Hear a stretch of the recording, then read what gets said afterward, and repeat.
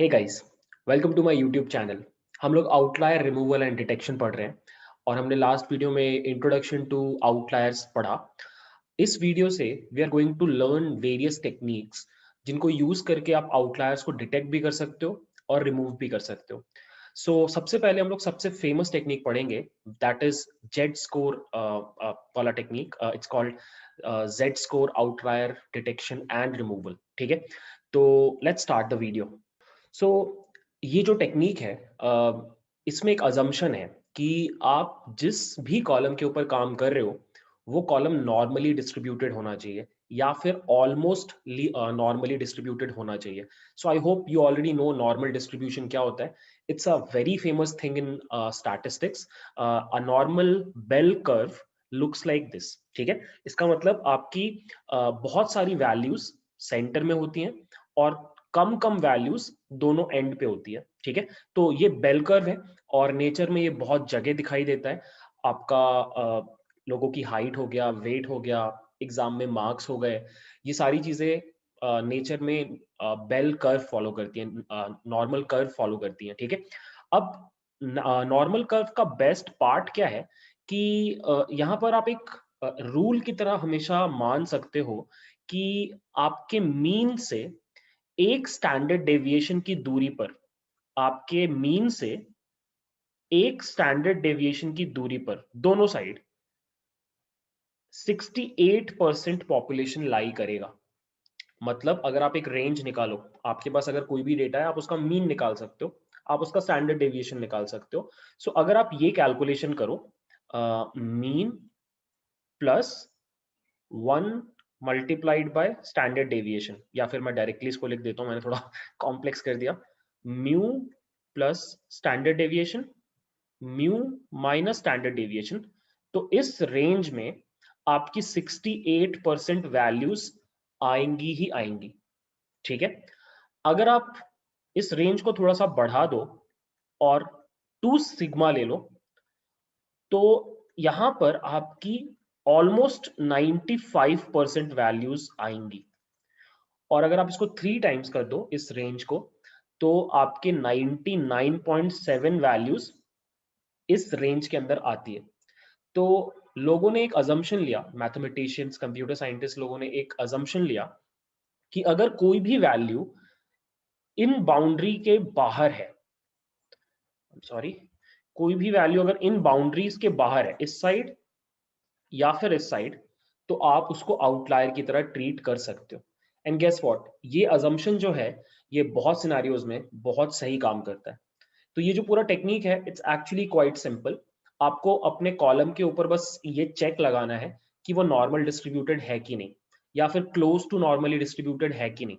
अगर है तो फिर आप क्या करते हो, आप ये रेंज फाइंड करते हो। You find out this range, mu minus 3 standard deviation, mu plus 3 standard deviation. ठीक है, और उस रेंज के बाहर जितने भी आपके रोज हैं उन सबको आप आउटलायर मान लेते हो। ठीक है, now you might be thinking, तो फिर इस टेक्निक को जेड स्कोर क्यों बोला जाता है? हमने जेड स्कोर तो कैलकुलेट किया नहीं। जेड स्कोर अगर आपको पता होगा तो जेड स्कोर कैलकुलेट करने का फॉर्मूला एक्चुअली ये होता है। आप अपने सारे वैल्यूज का ट्रांसफॉर्म्ड वैल्यू निकालते हो by doing this, xi minus mu divided by sigma. ठीक है, मतलब अगर आपके पास एज बोल के एक कॉलम है, उसमें अलग अलग वैल्यूज हैं, तो आप हर वैल्यू के लिए एक्स डैश निकालोगे, 27 का ट्रांसफॉर्म वैल्यू निकालोगे, 32 का ट्रांसफॉर्म वैल्यू निकालोगे, and that is how you Z transform the entire data. But अगर आप ध्यान से देखो और यहाँ पे अगर आप इस नंबर को 3 मान लो, ट्रांसफॉर्म्ड वैल्यू को 3 मान लो, तो इन अ वे आप यही चीज तो कर रहे हो। सोच के देखना, दोनों चीजें एक्चुअली एक ही हैं। आप जब इस रेंज के अंदर चीजों को रख रहे हो तो आप जेड स्कोर कैलकुलेट कर रहे हो सारे वैल्यूज का, और चेक कर रहे हो कि किनका जेड स्कोर -3 से 3 के बीच में है।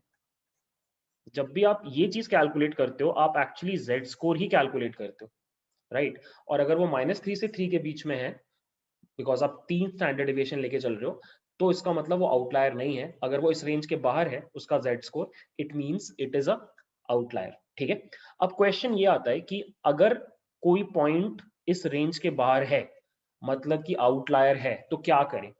तो फिर आपके पास दो पॉसिबिलिटीज है। मतलब आउटलायर का डिटेक्शन तो हो गया, आउटलायर का ट्रीटमेंट कैसे करना है, उसकी दो पॉसिबिलिटीज होती है।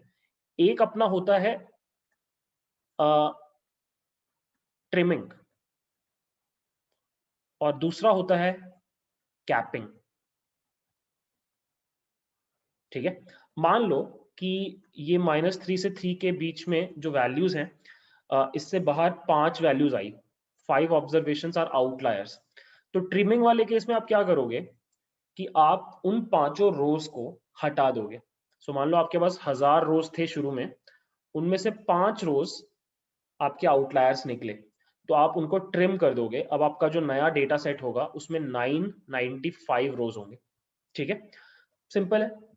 अब ट्रिमिंग में कभी कभी प्रॉब्लम ये होता है कि बहुत ज्यादा आउटलायर्स अगर निकल गए तो बहुत significant portion of your data is being removed, तो दैट इज बैड। तो उससे बचने का तरीका होता है कैपिंग। कैपिंग में आप क्या करते हो कि ये जो 5 लोग हैं, डिपेंडिंग ऑन वो लोअर साइड है या अपर साइड है, आप उनकी वैल्यूज को कैप कर देते हो। मैक्सिमम होगा तो 3 हो जाएगा, और मिनिमम होगा तो -3 हो जाएगा। That is what you do. मतलब आई विल शो यू। मतलब मान लो ये आपका एज का कर्व है, और आपका म्यू प्लस 3 स्टैंडर्ड डेविएशन का वैल्यू मान लो 80 है। हायर जो अपर लिमिट है आउटलायर नहीं होने का, दैट इज 80, और म्यू -3 सिग्मा इज 5। जो लोएस्ट है आउटलायर नहीं होने का वो 5 है। अब मान लो आपकी 3 वैल्यूज आउटलायर निकली, एक का वैल्यू था 85 एज, एक का 3 और एक का 90। तो आप इन तीनों को ट्रांसफॉर्म कैसे करोगे, कैप कैसे करोगे? 85 को आप 80 बना दोगे, 3 को आप 5 बना दोगे, 90 को आप 80 बना दोगे। This is what you do in capping. बहुत सिंपल है, आप कैप लगा दे रहे हो कि इससे ऊपर नहीं जा सकते, अगर इससे ऊपर गए तो मैक्सिमम वैल्यू आपका यही हो जाएगा, एंड दैट्स इट। इस आउटलायर रिमूवल टेक्निक में आपको बस इतना ही करना है। I will quickly summarise this.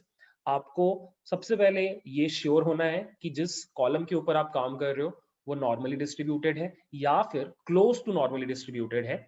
बहुत ज्यादा स्क्यूड नहीं होना चाहिए, क्योंकि अगर बहुत ज्यादा स्क्यूड है तो उसके लिए हमारे पास एक दूसरा टेक्निक है जो हम नेक्स्ट वीडियो में कवर करेंगे। So you have to be sure कि आपके पास जो डेटा है that is normally distributed. Step 2, find out mean plus 3 standard deviation और mean -3 standard deviation, upper limit lower limit find out करो, और उसके बाद डिसाइड करो कि आपको ट्रिम करना है या फिर आपको कैप करना है। ट्रिम करना है तो बहुत सिंपल है, सब कुछ हटा दो, और कैप करना है तो फिर मैक्सिमम वैल्यूज और मिनिमम वैल्यूज से रिप्लेस कर दो आउटलायर की वैल्यूज को। That's it, it's that simple. ठीक है, अब मैं आपको जल्दी से एक कोड दिखाता हूँ जहां पे मैंने ये सेम टेक्निक यूज किया है। सो मेरे पास एक डेटा सेट है placement.csv, और इस डेटा सेट में इफ यू सी हमारे पास 3 कॉलम्स हैं। ये किसी कॉलेज का डेटा सेट है जहाँ पे एक कॉलम में स्टूडेंट का सीजीपीए है आफ्टर 7 सेमेस्टर्स, क्योंकि जनरली आपका सॉरी आफ्टर 6 सेमेस्टर्स, क्योंकि 7 सेमेस्टर में जनरली इंडिया में इंजीनियरिंग स्टूडेंट्स का प्लेसमेंट होता है। और ये है प्लेसमेंट एग्जाम मार्क्स। सो अगर आप इंजीनियरिंग कॉलेज से हो तो आपको शायद पता होगा कि आपका प्लेसमेंट के पहले एग्जाम होता है, वही यार aptitude test, coding test, English वगैरह का। तो ये 100 में से मार्क्स हैं उस टेस्ट में कितने आए उस बच्चे के, और उसके बाद ये बताया हुआ है कि उस बच्चे का प्लेसमेंट हुआ या नहीं हुआ। सो यू कैन सी एक बच्चा है जिसका सीजीपीए 7.09 है, उसने सिर्फ 19 मार्क्स स्कोर किए बट उसका प्लेसमेंट हो गया। ये बच्चा है जिसका 6.98 सीजीपीए है और प्लेसमेंट मार्क्स 41 है बट उसका प्लेसमेंट नहीं हुआ। सो जो भी है, मतलब this is the data set that we have. Obviously मेरे पास 2 कॉलम्स हैं जिनके बारे में मुझे सोचना है कि इनमें आउटलायर्स हैं कि नहीं। One is CGPA, second is placement exam marks. तो मैंने सबसे पहले क्या किया, मैंने दोनों का डिस्ट्रीब्यूशन प्लॉट किया। ठीक है, सो ये डिस्ट्रीब्यूशन है सीजीपीए का और ये डिस्ट्रीब्यूशन है प्लेसमेंट एग्जाम मार्क्स का। और ये करने से मुझे दिखाई दे रहा है क्लियरली कि मेरा जो सीजीपीए है वो बहुत बढ़िया नॉर्मली डिस्ट्रीब्यूटेड है, बट मेरा जो मार्क्स है वो थोड़ा स्क्यूड है। मतलब ये डिस्ट्रीब्यूशन देख के लग रहा है कि जो एग्जाम था वो डिफिकल्ट था, क्योंकि बहुत ज्यादा लोगों के मार्क्स कम आए हैं और फिर बहुत कम लोगों के मार्क्स ज्यादा आए हैं। तो it's a difficult exam I guess. CGPA uniformly distributed है, सो दैट इज फाइन। तो ये बात तो समझ में आ गया कि हमारा जो जेड स्कोर वाला टेक्निक है वो हम सिर्फ पहले वाले कॉलम पे लगा सकते हैं, दैट इज CGPA वाला column. We can not apply it on placement marks because this is skewed. ठीक है, तो अब मैंने क्या किया, मैंने जल्दी से आपको कुछ स्टैटिस्टिक्स दिखाया कि मीन कितना है CGPA का, स्टैंडर्ड डेविएशन कितना है, मिनिमम वैल्यू क्या है, मैक्सिमम वैल्यू क्या है. और ये सब करने से यू कैन सी कि मीन वैल्यू 6.96, मतलब ऑन एन एवरेज 6.96 CGPA है बच्चों का. उसमें स्टैंडर्ड डेविएशन 0.61 का है. मिनिमम वैल्यू किसी बच्चे का मार्क्स 4.89 है और किसी बच्चे का मार्क्स 9.12 है. ठीक है, और अब मैंने क्या किया, मैंने बाउंड्री वैल्यूज फाइंड की. कैसे? मैंने मीन प्लस 3 स्टैंडर्ड डेविएशन किया, ये मेरा अपर लिमिट हो जाएगा. और फिर मैंने मीन माइनस 3 स्टैंडर्ड डेविएशन किया, ये मेरा लोअर लिमिट हो जाएगा. एंड यू कैन सी ये है मेरा हायर लिमिट. इसके ऊपर सब कुछ आउटलायर, और 5.11 इसके नीचे सब कुछ आउटलायर. ठीक है, तो अब लेट्स डिटेक्ट कि कितने आउटलायर्स हमारे डेटा में. बहुत सिंपल, मैंने एक कोड लिखा कि अगर CGPA 8.80 से ज्यादा है या फिर CGPA 5.11 से कम है, मुझे वो रोज दिखाओ. और ये कोड करते ही यू कैन सी कि मुझे 5 ऐसे बच्चे दिखाई दिए जिनका मार्क्स अलाउड रेंज के बाहर है. ठीक है, सो एक बच्चे का 4.92 है, और 8.87 है अपर साइड, 9.12 है जो टॉपर है अपना, 4.89 है और 4.90 है. ये 5 बच्चे हैं और इन 5 में से 4 का प्लेसमेंट हो गया है. दैट इज सरप्राइजिंग, बट मतलब सरप्राइजिंग इन द सेंस कि जो कम वाले उनका नहीं होना चाहिए था, बट आई गेस वो लोग फोड़ू होंगे तो हो गया उनका. जो भी है, मतलब ये रहे हमारे आउटलायर्स. तो अब बस हमें अपने आउटलायर्स तो पता चल गए. रो नंबर 485, 995, 996, 997 एंड 999, ये बच्चे हमारे आउटलायर्स हैं. हमें इनको रिमूव करना है, और रिमूव करने के 2 तरीके हैं. Either we can go for trimming और we can go for capping. ठीक है, तो पहले मैं आपको ट्रिमिंग करके दिखाता हूँ. तो ट्रिमिंग के केस में आपको बस कुछ नहीं करना.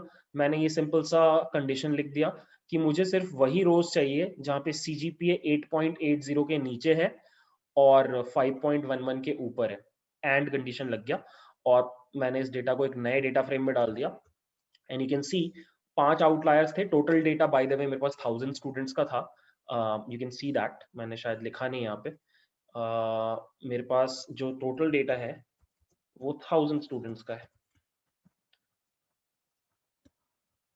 1000 स्टूडेंट्स का डेटा है.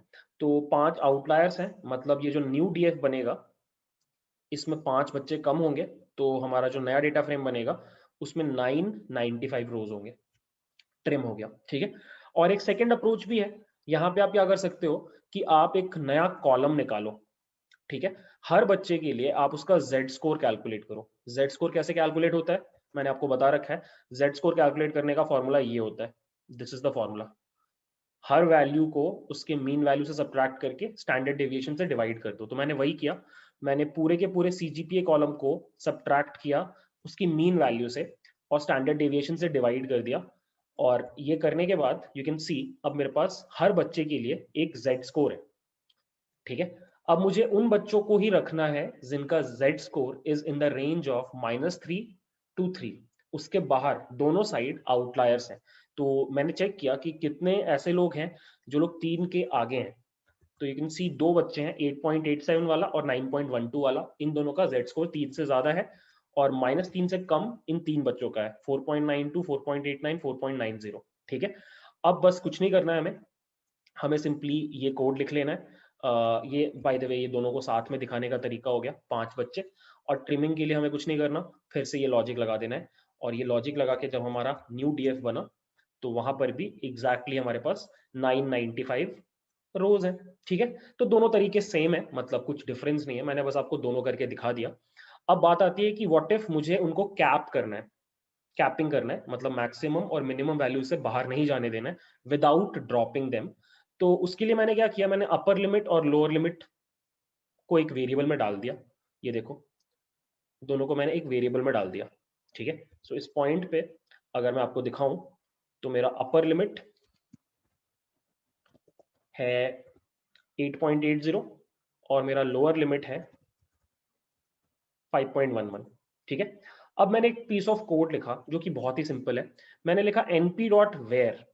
np.where में आप 3 चीजें प्रोवाइड करते हो. पहला कंडीशन, दूसरा उस कंडीशन को, अगर वो कंडीशन ट्रू होता है तो उस वैल्यू को किस चीज से रिप्लेस करना है। और थर्ड, अगर वो अगर वो कंडीशन फॉल्स होता है तो क्या करना है। मतलब जब आप np.where लिखते हो, np.where के अंदर आप तीन चीजें पास करते हो, x, y and z। x क्या होता है, x एक कंडीशन होता है, ठीक है। y क्या होता है, y होता है कि अगर वो कंडीशन ट्रू हो जाएगा तो क्या करना है। और z क्या होता है, अगर वो कंडीशन फॉल्स हो जाएगा तो क्या करना है। तो मैंने यहाँ पे ये लिखा कि np.where, ये रहा मेरा कंडीशन, कि अगर मेरा CGPA कॉलम का पर्टिकुलर रो का वैल्यू अपर लिमिट से ज्यादा है तो उस वैल्यू को रिप्लेस कर दो विथ द अपर लिमिट। मतलब अगर अपर लिमिट 9 है तो उसको रिप्लेस कर दो 8.80 से, ठीक है। और अगर फॉल्स है तो मैंने एक और np.where कंडीशन लगाया और मैंने लिखा कि अगर वो वैल्यू लोअर लिमिट से कम है तो उसको लोअर लिमिट से रिप्लेस कर दो। अगर ये दोनों ही कंडीशन नहीं हो रही हैं तो फिर जो वैल्यू है उसको एज इट इज रहने दो। आई होप आपको समझ में आ रहा है। बहुत एफिशिएंट कोड के थ्रू मैंने ये लॉजिक अप्लाई किया कि मैं रो बाय रो जा रहा हूँ, मैं चेक कर रहा हूँ सीजीपीए का वैल्यू कितना है। अगर सीजीपीए का वैल्यू अपर लिमिट से ज्यादा है तो मैं उसको अपर लिमिट में कन्वर्ट कर दे रहा हूँ, अगर लोअर लिमिट से कम है तो मैं उसको लोअर लिमिट में कन्वर्ट कर दे रहा हूँ। अगर इन दोनों में से कुछ भी नहीं है, मतलब बीच में है, मैं उसको एज इट इज रहने दे रहा हूँ। और इससे जो भी वैल्यू आ रहा है उसको मैं वापस सीजीपीए कॉलम में डाल दे रहा हूँ। एंड यू कैन सी कि अब जब मैंने सीजीपीए कॉलम के ऊपर, first of all CGPA column अगर अब मैं देखूं, मतलब डीएफ डॉट शेप अगर मैं निकालूं तो यू कुड सी अभी भी 1000 रोज बाकी है मेरे पास, कुछ भी डिलीट नहीं हुआ। और अगर मैं सीजीपीए के ऊपर डिस्क्राइब लगाऊं तो यू वुड सी कि हमारा मीन ऑलमोस्ट उतना ही है, स्टैंडर्ड डेविएशन ऑलमोस्ट उतना ही है। हमारा जो मिनिमम वैल्यू है अब वो 5.11 है 4.89 के बदले। यू कैन सी ऊपर यहाँ पे हमने निकाला था कि हमारा minimum value is 4.89, maximum value is 9.12। और ये स्टेप करने के बाद you would see maximum is 8.80 and minimum is 5.11। तो हमने कैपिंग कर दिया, ठीक है। तो यही है गाइस, ये टेक्निक बहुत ही सिंपल है, बहुत ही इफेक्टिव है। इसका बस एक रेस्ट्रिक्शन है कि ये नॉर्मल डिस्ट्रीब्यूशन के ऊपर ही काम करता है। बट अगर आपको नॉर्मल डिस्ट्रीब्यूशन मिले तो बिना टेंशन के आप इसको अप्लाई करो, बहुत ही सिंपल टेक्निक है, it will give you good results, ठीक है। अब हम नेक्स्ट वीडियो में डिस्कस करेंगे how to handle non normal distributions. So that's it for this video, thanks for watching, bye.